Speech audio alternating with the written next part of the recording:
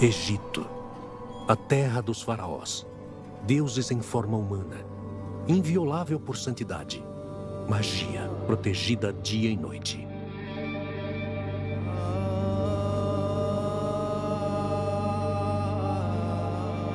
A atriz alemã Florence Kassuma está investigando um caso que remonta a mais de 3.000 anos. Por mais de 30 anos, Ramsés III governou como faraó. Ele foi o último faraó de um novo reino do Egito, um deus aos olhos de seus súditos. Mas sua morte, de fato, não foi tão divina.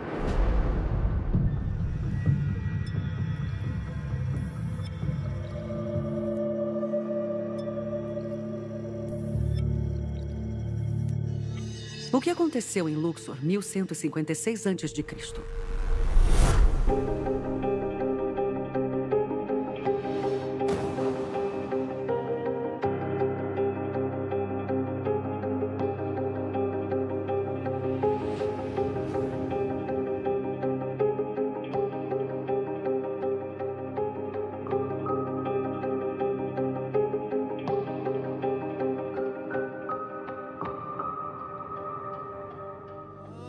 1154 AC, a oeste da antiga capital Tebas, no templo memorial de Ramsés III, há uma morte que confunde as pessoas ainda hoje. Depois de mais de 30 anos de sucesso, mesmo turbulento no poder, o faraó Ramsés III morre. Ele tinha 65 anos. As inscrições no seu templo não dizem como e por que o poderoso governante morreu. No entanto, a morte de Ramsés III é um dos maiores casos não resolvidos da nossa história. O que aconteceu de tão ultrajante a ponto de fazer os antigos egípcios decidirem que nunca poderia ser falado ou escrito? Parece um caso bem complicado. Não há testemunhas e nada que aponte o local exato do crime. Vai ser difícil reconstruir os eventos exatos do crime. Afinal, esses eventos ocorreram há mais de 3.000 anos. Felizmente, uma das evidências ainda está em bom estado. Eu estou falando da vítima. Quando se trata de preservar cadáveres, os antigos egípcios eram especialistas.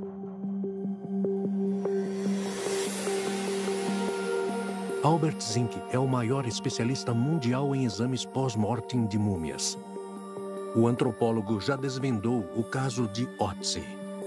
Agora, ele examinará a múmia do rei. Podemos determinar se múmias e esqueletos foram feridos, se houve algum corte ao longo do crânio ou também na coluna vertebral. Podemos ver se a pessoa sofreu algum tipo de lesão e ainda podemos verificar se foi letal ou se a pessoa sobreviveu à lesão. Em 2012, Albert Zink viaja para o Cairo. Ele e seus colegas vão examinar a múmia de Ramsés III. O exame começa normalmente.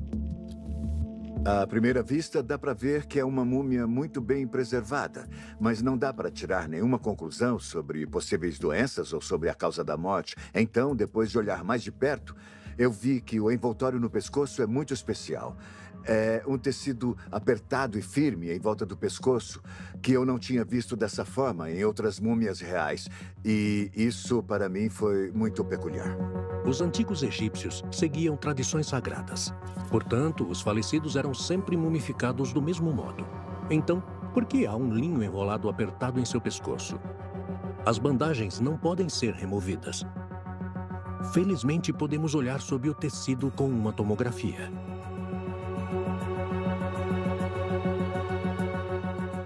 Encontramos uma laceração profunda na região do pescoço que se estende por mais de 7 centímetros. O corte passa pela garganta.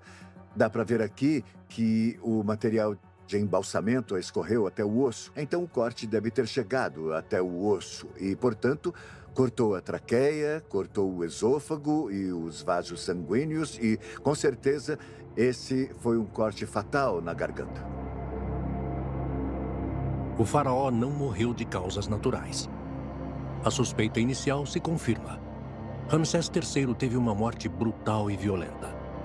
Ele morreu em batalha? Ou pode ter sido morto de forma premeditada e secretamente planejada?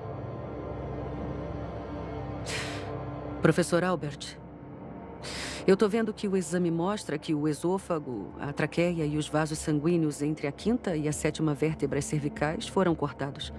O que esse tipo de lesão diz sobre como o assassinato aconteceu? Eu posso mostrar aqui neste modelo esses pontos que você mencionou. Aqui temos a região do pescoço, nessa área do esqueleto. Se ocorrer uma lesão aqui, por exemplo, de força cortante causada por uma faca, adaga, etc., isso pode ocorrer pela frente, mas também por trás. Talvez com apenas um único corte. E o que pode acontecer com a vítima num ataque desses? Bom, quando as partes que citamos sofrem lesões como o rompimento das artérias carótidas, ocorre muita perda de sangue, já que o coração ainda está batendo. Então o sangue é jorrado para fora. Então podemos deduzir que foi uma lesão muito sangrenta. Parece provável. Então não foi um assassinato silencioso e secreto. Devem ter ficado evidências para trás, ainda mais considerando a quantidade de sangue. Alguma outra anomalia foi detectada, professor? Muito bem. Ao examinarmos o corpo, também ficou claro que um dos pés dele foi ferido aqui e também o dedão do pé, a parte anterior do dedão do pé, foi cortada. O ponto de corte tinha cantos relativamente lisos, mas também tinha uma borda irregular. Isso indica que pode ter sido cortado com um machado ou uma machadinha. Mas então a pessoa não teria trocado a arma? A natureza e a distribuição das lesões sugerem que mais de uma pessoa esteve envolvida nesse homicídio. Uma possível versão do crime pode ser reconstruída na cena do crime virtual. Uma pessoa atacou o rei por trás, provavelmente com uma adaga. A segunda o atingiu com um machado pela frente ou pelo lado. É possível que o faraó tenha se defendido do ataque. Houve uma luta que causou a lesão no dedo do pé? O curso dessa luta depende das possíveis armas do crime.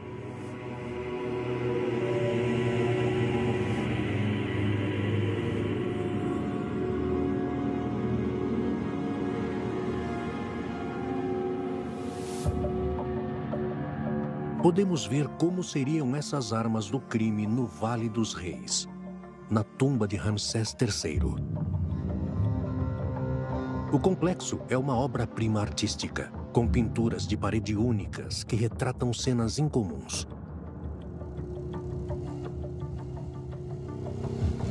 Os egípcios antigos tinham uma grande variedade de armas. Havia arcos, lanças e também espadas. Também tinham adagas que costumavam levar junto com eles. As lâminas eram feitas principalmente de bronze, mas também há evidências de lâminas feitas de ferro. Final da Idade do Bronze. Então, é provável que seja uma adaga de bronze. E o bronze é forte o suficiente para fazer uma arma afiada? Ele é, sim. Existe uma ideia errônea de que o bronze é muito inferior ao ferro. Certo. Os dois são muito eficazes. Daria para demonstrar o quão fortes são essas armas? É claro. Vamos testar. Primeiro, a lâmina de bronze. Acho que cortaria o pescoço de uma pessoa. Belo estrago. Para comparação, vamos tentar o ferro. Igualmente eficaz. Ou talvez um pouco mais. Com base na força que você usou, a pessoa teria que ter uma experiência em combate corpo a corpo? Com certeza ajudaria. Mas a questão aqui é que a pessoa sabia onde acertar para causar uma lesão fatal.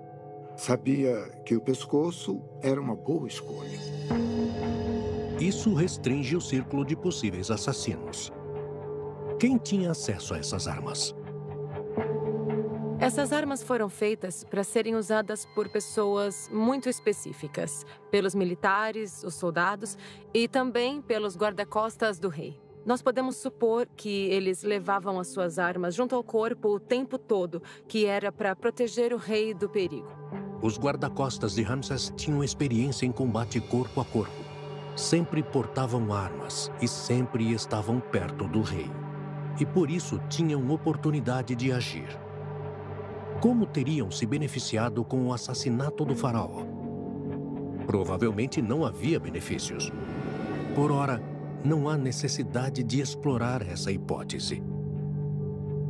Quando figuras reais se tornam vítimas de homicídio, muitas vezes há motivos políticos por trás. Agora temos que nos perguntar quem poderia se beneficiar com a morte do faraó. Quem poderia estar no caminho dele? Quem ele teria tratado mal? Não é tão fácil reconstruir um caso tão antigo para descobrir se ele tinha algum inimigo. Precisamos primeiro saber mais sobre ele e sua política. No final do reinado de Ramsés, grandes partes do fértil delta do Nilo foram devastadas pela guerra. Seus gigantescos templos drenaram o tesouro do estado. O volume de água do Nilo fica cada vez menor, contrariando as expectativas. Depois de anos de seca, o Império Faraônico está em profunda crise. Havia alguém que queria se livrar de Ramsés? A evidência de uma greve iniciada pelos artesãos que trabalhavam para a casa governante no Vale dos Reis é bastante reveladora. Os artesãos eram os melhores que podiam ser contratados na época. Mas esses artesãos e suas famílias estavam passando fome. Desesperados e zangados, artesãos e pintores de tumbas recorrem a medidas drásticas, realizando uma das primeiras greves da história egípcia contra seu próprio rei Deus.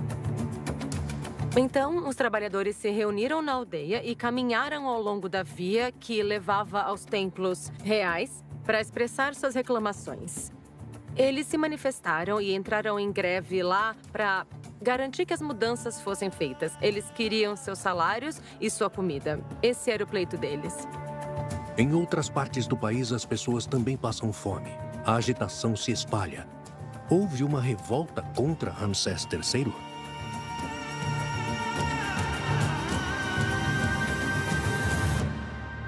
Por que o faraó não adota medidas para colocar a situação sob controle? O que o impede de fazer isso? Dá para ver aqui, dentro do coração, depósitos brancos em vários lugares, parcialmente em forma de anel, como aqui.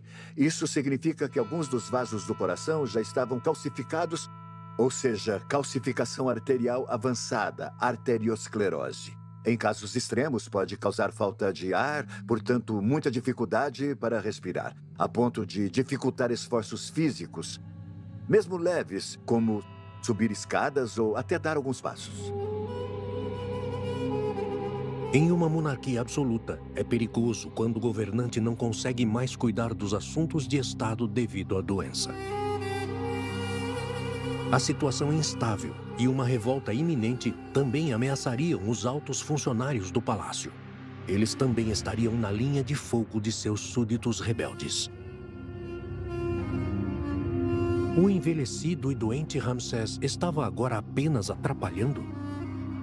Um novo e jovem faraó certamente teria tomado uma atitude decisiva.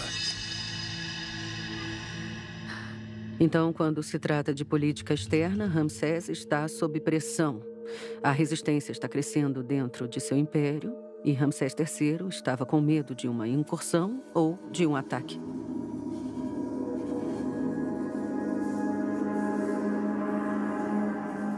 Será que artesãos enfurecidos ou altos funcionários do palácio tiveram acesso às salas privadas do palácio para assassinar brutalmente Ramsés?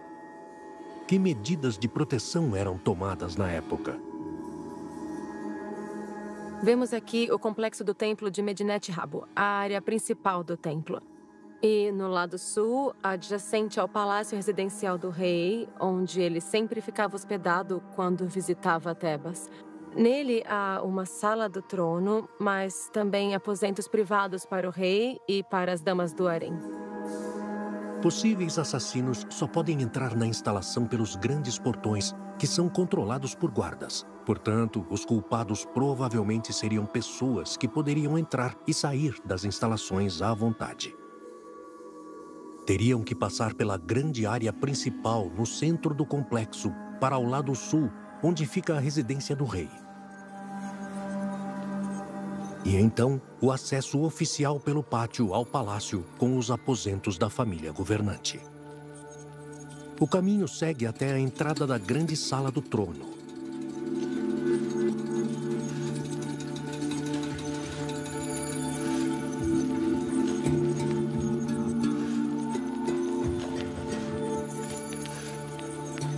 Nós podemos supor que havia guardas permanentes nas áreas públicas protegendo o rei, conforme indica este mapa.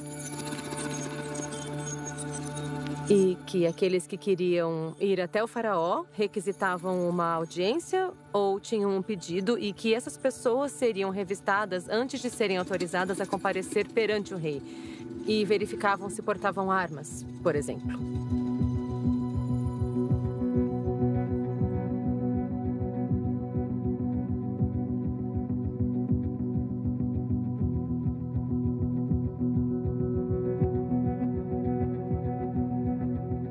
Os assassinos poderiam ter passado pelos guardas do lado de fora da sala do trono em um golpe de estado para eliminar o faraó? Ou conseguiram acessar outros pontos críticos? As salas não são muito grandes e, portanto, fáceis de controlar, mesmo com poucos guardas. E ainda havia os guarda-costas pessoais. Eles precisariam ser mortos primeiro, talvez dando ao faraó tempo para fugir. Eu diria que seria muito imprudente atacarem o local mais bem guardado do país. Então isso significa que eles vieram de dentro do complexo? Sabemos agora que os assassinos geralmente vêm do ambiente próximo à vítima. Mas no caso do faraó, ele não tinha laços familiares, era tudo pelo poder. Quem governa agora e quem governará depois? Como seus predecessores, Ramsés III tem mais de uma esposa em seu harém. Entre elas estão escravas, mulheres não reais e filhas da nobreza. Todas essas mulheres viviam juntas sob o mesmo teto. Elas criam seus filhos no harém. Um deles é o futuro faraó. Essas mulheres dependem dos humores em constante mudança do faraó. A questão sobre qual filho herdará o trono sempre paira no ar.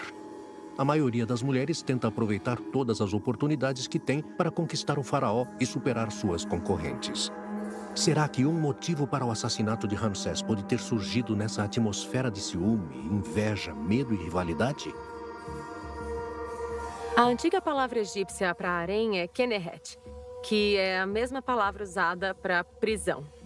Então, nós podemos pensar nele como um lugar muito bem guardado, onde sabemos que há certas liberdades que também nem sempre eram garantidas, como uma prisão mesmo. Podemos supor que as mulheres não tinham permissão de ir livremente a qualquer lugar e é provável que não podiam sair da área do harém.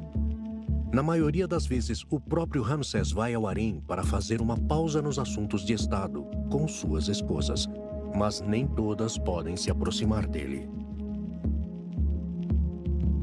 As mulheres eram escolhidas para uma noite. Elas tentavam chamar a atenção do faraó para serem escolhidas e, desta forma, conseguirem aumentar o seu status na sociedade, além de seu poder e influência, aspectos muito valorizados naquela época. A competição entre as mulheres para que fossem escolhidas pelo faraó era muito ferrenha. Embora o rei tenha muitas esposas, apenas uma ocupa o cargo de esposa principal. Ela é a esposa do grande rei. Essa posição é cobiçada, porque é acompanhada de influência e prestígio. Mais importante ainda, um filho dessa esposa do grande rei tem a melhor chance de se tornar o próximo faraó. Qual de suas esposas Ramsés escolheu como sua rainha? Seu nome deve ser inscrito na placa que acompanha a representação do Festival Min na parede do templo em Medinet Habu. Disse que a esposa do grande rei desempenhava um papel crucial no festival. Essa é uma representação das festividades Min, junto com vários sacerdotes levando estandartes e algumas estatuetas de deuses. Atrás de um dos sacerdotes, nós podemos ver a representação de uma esposa do grande rei. Mas o cartucho no qual o nome dela deveria estar escrito está vazio.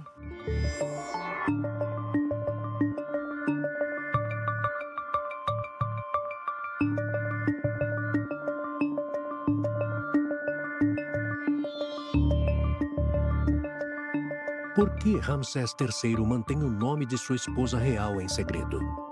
Com ela, ele finalmente decide quem o sucederá, a decisão mais importante de um monarca.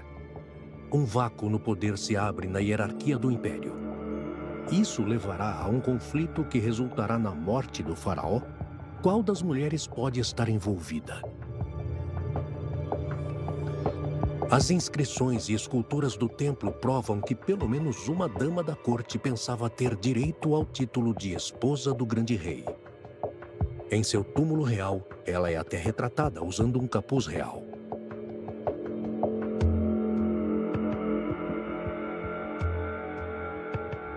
A mulher chamada Isis, sabemos que ela deve ter sido muito importante.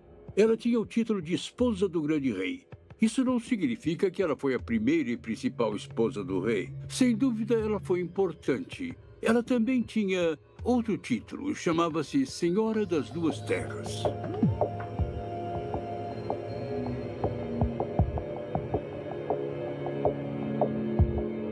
Mas por que a rainha Isis não é mencionada no cartucho do nome do Festival Min?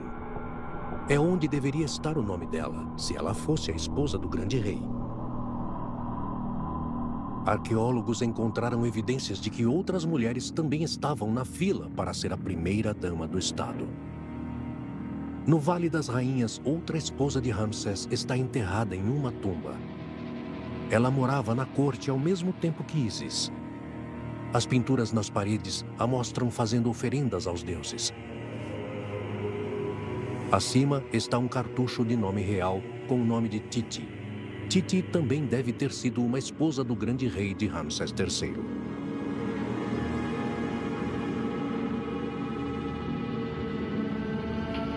Isis com certeza deve ter tomado isso como um insulto.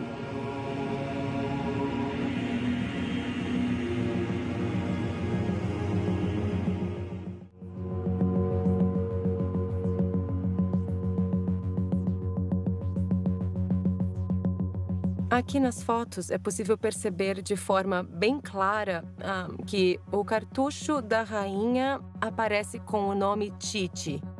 Acima há uma inscrição que a mostra como filha de um rei, mas também como uma esposa do grande rei.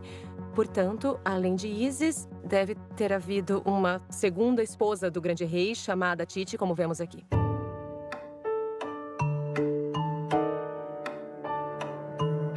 Ramsés III parece não conseguir se decidir.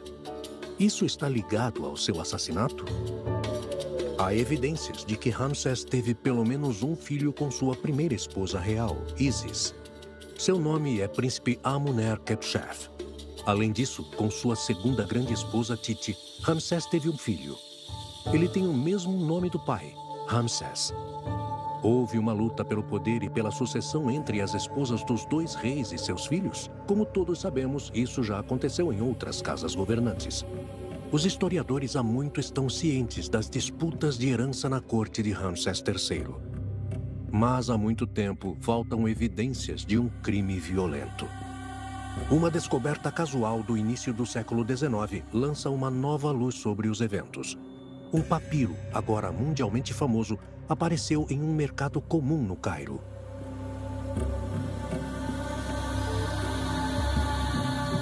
Esse documento judicial da época de Ramsés III fornece importantes evidências circunstanciais. Willem Hovestreit estudou o papiro em detalhes. Os originais podem ser encontrados no Museu Egípcio de Turim.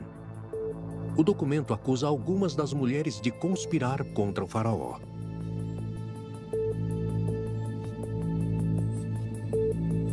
É um papiro muito longo e contém muitos nomes, mas quando você lê o conteúdo, fica claro que há uma pessoa em particular que surge como pessoa importante, que é uma mulher, uma rainha, na verdade.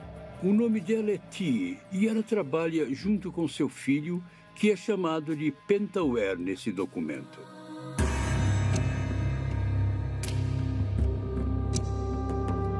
Além da rivalidade entre as esposas do grande rei, Isis e Titi, existe outra competidora, Tie.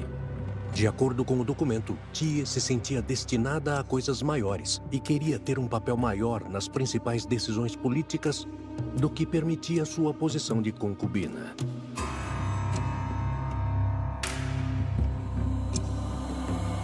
Tie é uma das rainhas de Ramsés III.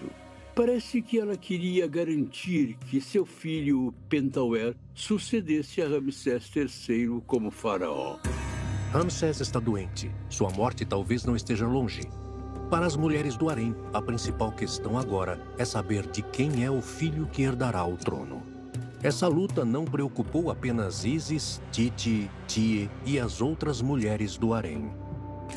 Também havia uma competição entre os príncipes reais, meios-irmãos, sobre quem venceria no jogo pelo trono. O papiro de Turim afirma que Tie também teve pelo menos um filho com Ramsés. O documento o chama de Pentauer. Esse filho teve que se afirmar contra as reivindicações de seus meios-irmãos ao trono. Ele certamente não teve muito tempo para agir. Sua mãe pode prevalecer contra seus rivais e ganhar a vontade do rei? Fica claro que ela deve ter sido bastante influente e, portanto, uma importante esposa do rei. Tais coisas são conhecidas de outras situações históricas. O rei passa, talvez, muito tempo no harém. Ele tinha esposas favoritas e é possível que ela tenha exercido uma influência substancial nos pensamentos e ações de Ramsés. Tie, Titi e Isis. Só uma mulher pode se tornar a esposa escolhida pelo rei. E, portanto, a mulher mais poderosa do Egito. Dá para imaginar o conflito. Todas elas queriam se tornar a esposa de um rei. E, é claro, isso levou a uma competitividade ferrenha, porque não se tratava apenas de emoções, mas também de equilíbrio de poder. E o faraó cometeu o grande erro de não deixar as coisas claras. E assim fazendo com que elas competissem entre si para obter esse poder. Conflitos e rivalidades entre mães e meio-irmãos acabariam acontecendo. Exatamente. Isso aumentou muito a pressão emocional. Não eram apenas as mulheres que competiam entre si, mas também os filhos. Durante anos, todas essas pessoas viveram próximas e competiram pelo amor e atenção do faraó, mas também pelo poder que ele poderia agregar e sua posição na história.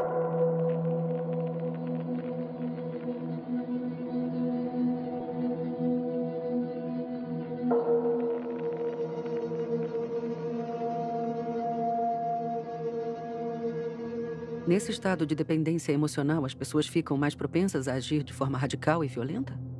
Essa forte tensão entre todas as mulheres no harém ao longo de muitos anos foi certamente uma situação bastante incomum. As pessoas ficam inclinadas a agir com violência nessas situações extremas e intermináveis mais do que em quaisquer outras circunstâncias.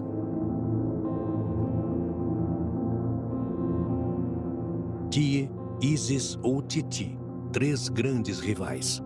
Elas têm muito a ganhar, mas também muito a perder. O velho rei sentiu que os conflitos no harém poderiam se tornar um perigo para ele? É impressionante que o nome de um príncipe apareça na parede do templo de Medinet Habu. Na procissão dos príncipes existe um cartucho, onde o faraó nomeia seu herdeiro, portanto, o segundo homem mais poderoso do país. Aqui, neste programa de computador, nós vemos claramente que se trata do filho do rei, o filho biológico do rei, e o príncipe hereditário e comandante-chefe absoluto dos exércitos. Nesse cartucho, vemos o nome Ramsés. Portanto, concluímos que este é o Ramsés IV. Como e quando exatamente o nome foi escrito na parede do templo e por que era o nome de Ramsés, seu filho com Titi, não pode ser explicado até hoje. A esperança de Tie não foi realizada. Seu filho Pentauer ficou com as mãos vazias. Isso foi uma amarga decepção depois de tantos anos. Isso foi motivo suficiente para matar o faraó? Esse pode ser um forte motivo pessoal. Mas Tie não podia sair do harém. E pelas evidências forenses, suspeitamos que havia 2 assassinos. Mas é possível que ela tenha contratado ou convencido alguém a fazer isso. O papiro lista 3 grupos de conspiradores. Primeiro, funcionários do palácio. E depois, vários oficiais militares, sacerdotes e escribas. Vamos primeiro dar uma olhada nos funcionários do palácio. Um nome aparece sempre. Aqui e aqui também. Sempre vemos o nome Pai Becamin. O papiro da corte de Turim refere-se a Pai Becamin como o chefe da Câmara de Alimentos, uma boa posição para ocupar no palácio. Ele não trabalha apenas na área da cozinha. Sua posição dá a ele acesso à Casa das Mulheres Reais e a grande parte do palácio. Os documentos relatam que Thiers é capaz de convencer Pai Becamin a participar do planejamento e execução do assassinato. Pai Becamin é referido como o grande conspirador em conexão com o assassinato. Isso indica que ele teve um papel de peso. Se esse é o complexo do palácio, esses são os cômodos do palácio. Essa deve ser a ala de suprimentos e aqui deve ser o harém. Pai Becamin poderia ter ido e vindo sem ser percebido. Seria ele o assassino do rei? Não há registros de qualquer posição como chefe da Câmara de Alimentos. Ele trabalhava no palácio com a Casa Real, mas devia ter uma posição baixa na hierarquia administrativa. Ele não teria conseguido se aproximar do faraó sem ser notado para cortar sua garganta. Então vamos dar uma olhada nos outros principais suspeitos. A investigação do assassinato agora se concentra em outro grupo de pessoas. Raramente são mencionados na historiografia oficial. Foi considerado irrelevante para o desenvolvimento do mundo. Pelos documentos, sabemos que existem várias pessoas que tiveram o título de copeiro e parecem ter sido bastante influentes. E é muito interessante que, nos monumentos, podemos ver alguns desses copeiros retratados. Por exemplo, na Batalha dos Povos do Mar, vemos um copeiro retratado enquanto Ramsés III atira flechas. Esse aqui é um dos copeiros. E aqui vemos também. Eles podem ser reconhecidos por esses jarros para dar de beber ao rei se ele sentir sede por causa da batalha que ele tem que enfrentar. O papiro aponta para 3 de seus servos mais próximos. Sua proximidade com o faraó os torna muito interessantes, especialmente para potenciais conspiradores. Um dos servos se chama Mesedzuri. A posição oficial de copeiros garantia que ele entrasse em contato quase diário com o rei a uma distância muito próxima. Então, era bem fácil para ele ter conversas confidenciais com o rei. Ele não precisava pedir uma audiência, o rei é que o requisitava.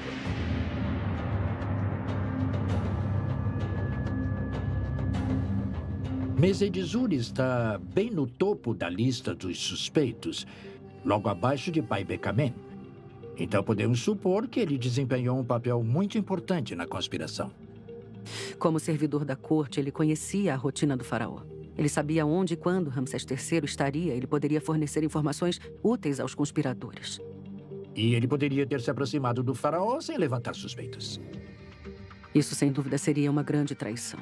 Ele serviu o faraó por um longo período. Ele era muito próximo dele. Talvez os conspiradores tenham prometido algo a ele, como uma posição superior.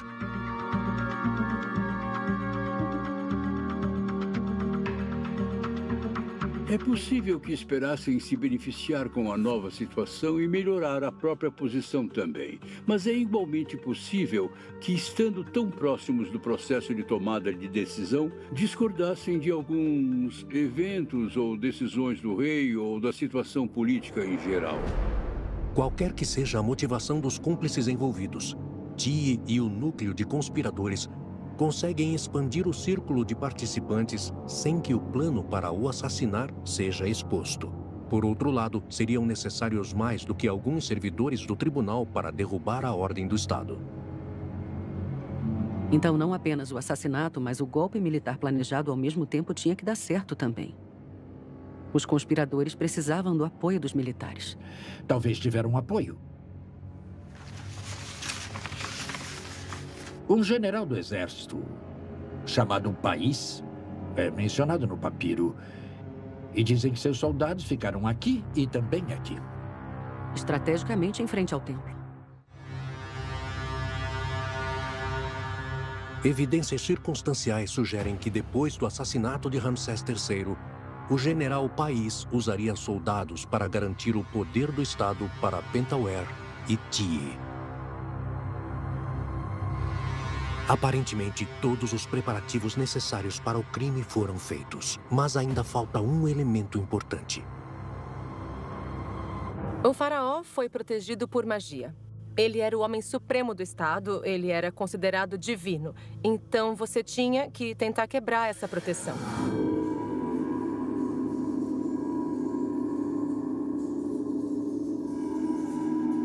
Podemos presumir que Tie sabia onde os feitiços necessários eram guardados.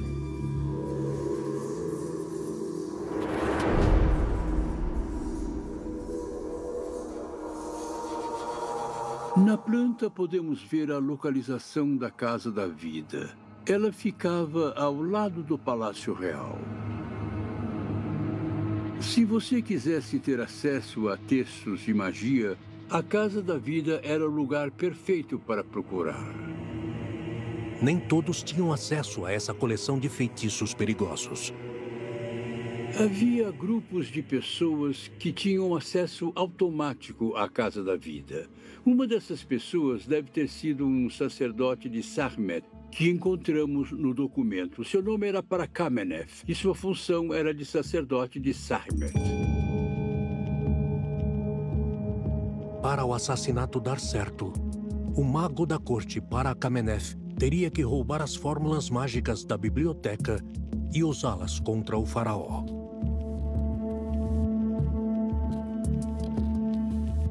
Podemos ver neste texto as práticas de magias. Elas não serviam a um único objetivo, tinham vários objetivos. Um deles era desativar a proteção do rei. Foi dirigida tanto contra o séquito do rei quanto contra o próprio rei. Para se aproximar do rei, primeiro você tinha que se certificar de que o guarda-costas fosse neutralizado e que isso também se aplicasse a outros funcionários do rei. O papiro da corte estabelece a culpa particularmente grave do mago Parakamenef. Ele formou figuras de cera do faraó e de seus súditos leais, amarrou-as e perfurou-as com pontas e espinhos. Hoje em dia é difícil imaginar que tudo isso seria necessário para realizar um assassinato. Um ritual semelhante ao voodoo e à magia negra. No mundo de fé dos egípcios, o faraó estava sob proteção divina. Era mais do que lógico que alguns tipos de magias deveriam ser usadas contra ele. As pessoas deviam acreditar muito nisso, caso contrário, os conspiradores não teriam se dado o trabalho de recrutar um mago. Isso pode parecer um pouco estranho para nós hoje, mas esse é um efeito psicológico. Os assassinos pensavam que estavam atacando um ser divino, e esse feitiço era a única coisa que dava a eles confiança para atacar esse ser. O mago, sim, pode ter sido um co-conspirador. Mas a sua cumplicidade se limitava apenas ao ritual. Ele provavelmente não o matou. Na verdade, quando você olha o tanto de esforço que esses rituais exigem, vemos que não foi um ato ocasional. Na verdade, foi laborioso e sistematicamente organizado.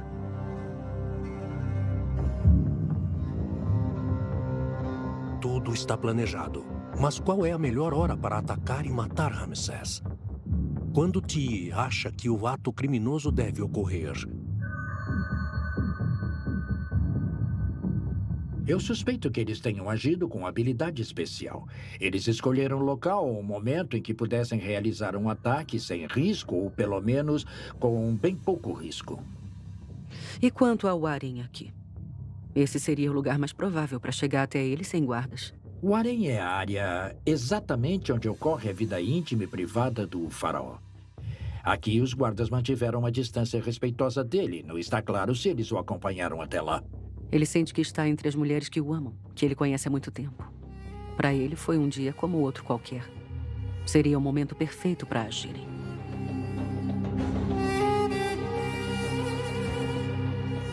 Se de fato o harém foi escolhido como a cena do crime, Ti e seus co-conspiradores teriam que contar isso para pelo menos algumas das mulheres do harém. Mas, além de Ti, nenhuma outra mulher é mencionada pelo nome no papiro.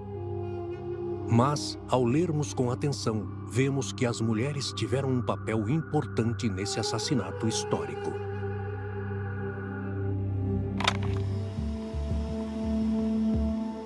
O acusado era o grande criminoso Bin Wasset, que na época era o comandante dos arqueiros núbios. Ele foi mencionado por causa de sua irmã, que morava na casa das mulheres e havia escrito uma carta para ele. Incite o povo, semeie inimizade e volte para incitar a rebelião contra o nosso Senhor.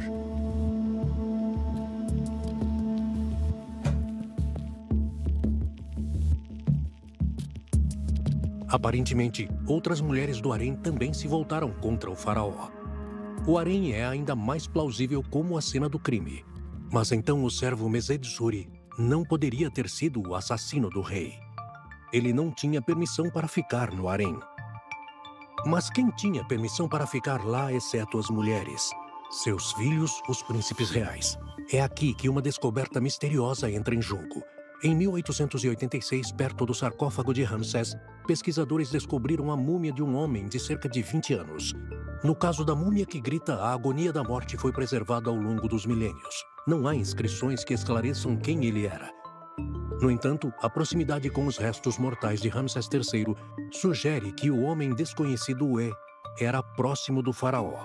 Talvez ele até tenha alguma coisa a ver com o assassinato.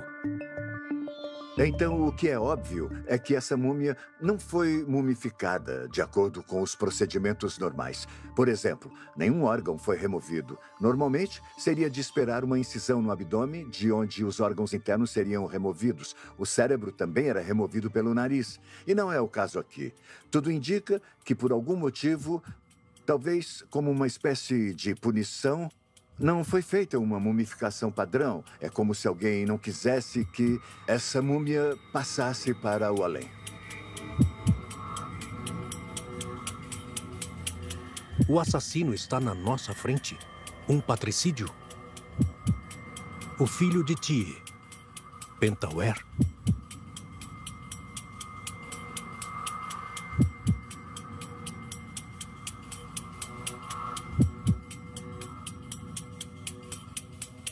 Um teste de DNA pode elucidar a questão. Examinamos amostras de DNA de Ramsés III e do homem desconhecido e criamos uma impressão digital genética dos dois. Dá para ver muito bem aqui que o homem desconhecido em cada um desses 8 marcadores, se alinha com Ramsés III. Isso, então, nos permite concluir que metade de seus genes são do faraó. Portanto, isso indica que o homem desconhecido era filho de Ramsés III.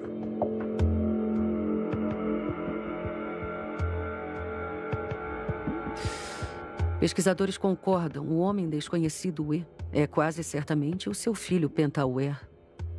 E a natureza de sua pobre mumificação sugere que ele caiu em desgraça.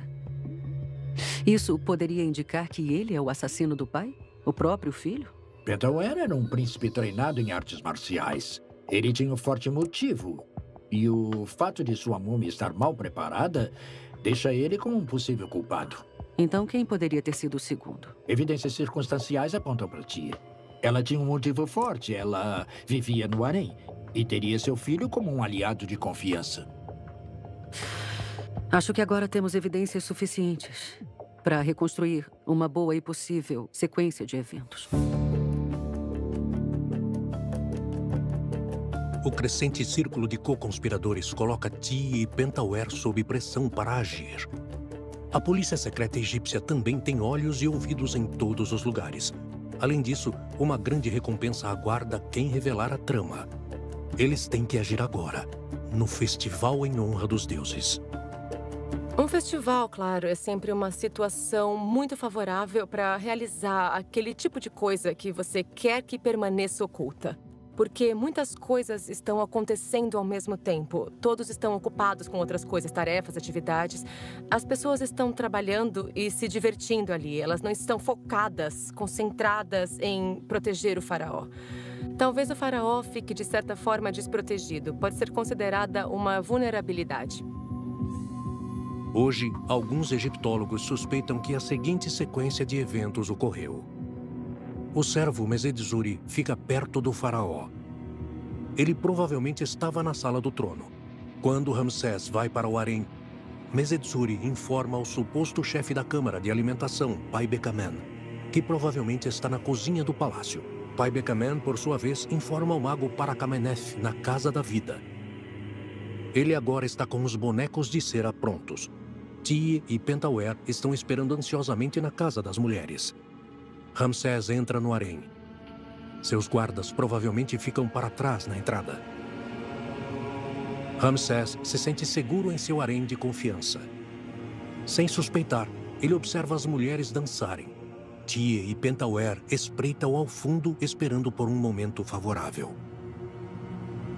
O príncipe Pentauer provavelmente se aproxima de seu pai por trás. Ele põe a mão sobre a boca do faraó. Ramsés não pode pedir ajuda. Tie ataca o marido com um machado pela frente. Ramsés luta instintivamente. Pentauer corta a garganta de seu pai até o osso. Tie acerta os dedos dos pés com um machado. O sangue jorra por toda parte. O rei cai. Ramsés está morto.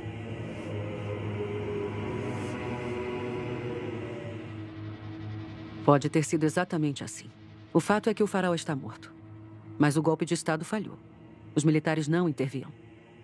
Quais teriam sido as razões para esse golpe?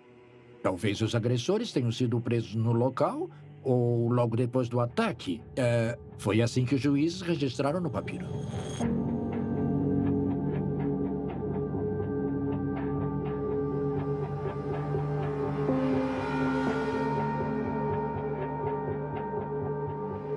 Deve ter sido revelado de alguma forma naquele momento, porque senão o cadáver do faraó teria desaparecido. Provavelmente teria sido removido e então o novo sucessor, Pentauer, nesse caso, teria assumido. Mas isso nunca aconteceu. Isso significa que o assassinato deve ter sido visto, deve ter sido observado por outras pessoas. Provavelmente nunca saberemos se mulheres fiéis a Ramsés chamaram os guarda-costas. Se Isis, Titi e Ramsés IV conseguiram controlar a situação violenta em minutos. De forma técnica, o papiro relata que Tie, Pentauer, mulheres do harém, servos e altos funcionários do Estado foram presos.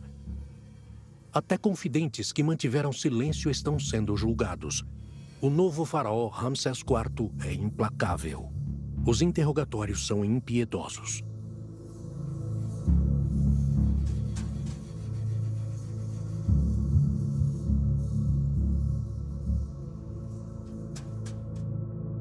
Para obter todas as informações sobre a conspiração das pessoas que foram acusadas, sem dúvida houve intenso uso de força, bastante violência e até tortura. Não há por que duvidar disso.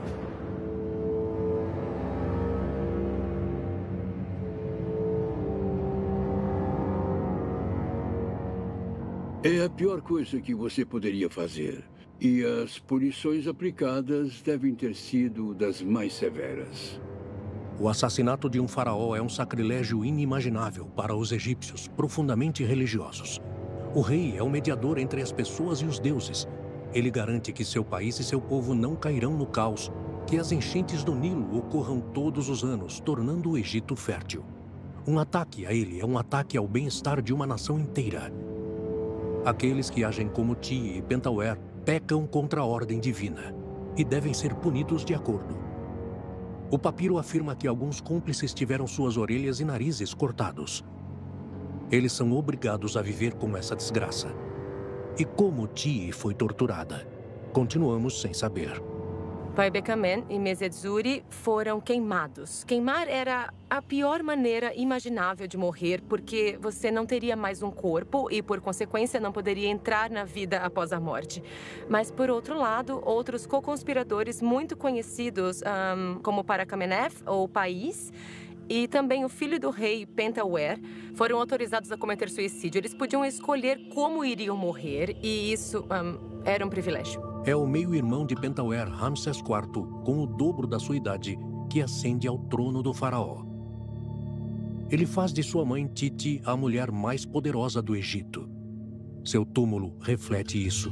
Ramsés IV morre depois de alguns anos, assim como seu filho e sucessor. Quando Ramsés IV ascende ao trono, chega o momento de Isis. Ela se torna a mãe do rei. Embora não estejam diretamente envolvidas, as duas mulheres se beneficiam do assassinato de Ramsés III. E Tiye? Tiye desapareceu. Não há o menor vestígio dela ou de seu túmulo. Então ela foi completamente apagada da história. Eu também acho. Afinal, estamos falando de um verdadeiro golpe de Estado. Então o senhor concorda que essa pode ter sido a razão pela qual o papiro diz que o faraó sobreviveu à conspiração planejada? Exatamente. Isso teria abalado a monarquia e mostrado que o grande faraó era apenas um humano, afinal.